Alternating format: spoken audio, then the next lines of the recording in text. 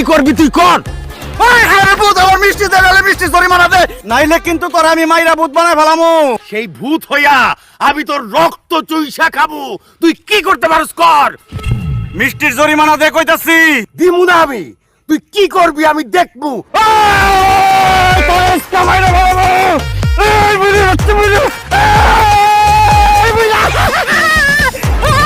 পানিতে পড়ে গেছে, পানিতে পড়ে গেছিস তুই আমার দেখ, এনে মিষ্টি খা, এনে মিষ্টি খা, আমার বিয়ের মিষ্টি।